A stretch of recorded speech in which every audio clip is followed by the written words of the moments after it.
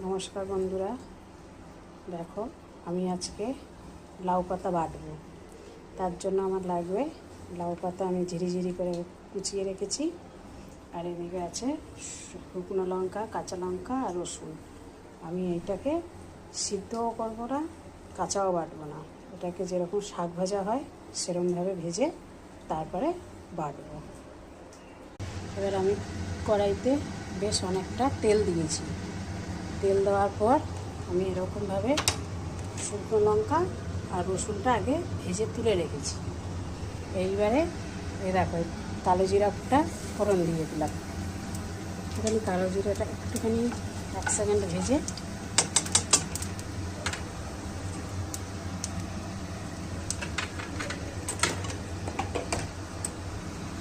লাউ শাকটা দিয়ে দেবো।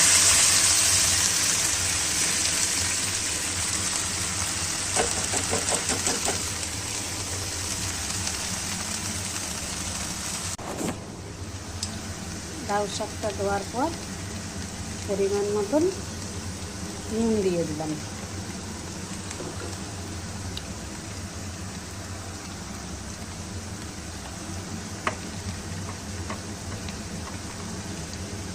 তারপর 1 চামচ 1.5 চামচের মতন হলুদ গুঁড়ো দিলাম।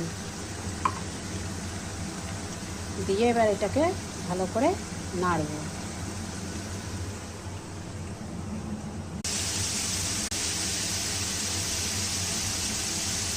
শাকটা দেখো এরকম ভাজা ভাজা হয়ে গেছে।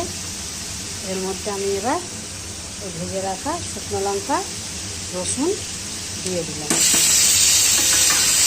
তারপরে এই 1/2 চামচের মতন একটু চিনিটা দিয়ে দিলাম, টেস্টটা একটু ব্যালেন্স হবে। দিয়ে এবার আবার নাড়ব। একদম যেরকম শাক ভাজা হয় ওরকমভাবে পুরো ভাজা ভাজা করব। ব্যাস এবার এরকম ভাজা ভাজা নামিয়ে নেবো। নিয়ে এখন ঠান্ডা করতে দেবো। ঠান্ডা হোক, তারপর মিক্সি বলে বেটে নেবো। পাতাটা আমার ঠান্ডা হয়ে গেছে। এবার মিক্সিং বলে নিয়ে নিলাম। নিয়ে এটাকে ভালো করে বেটে নেব। আমাদের রেডি হয়ে গেছে লাউ পাতা বাটা। দেখুন এইভাবে ভেজে লাউ পাতা যদি বাটা হয় গন্ধ স্বাদে হেভি লাগে খেতে।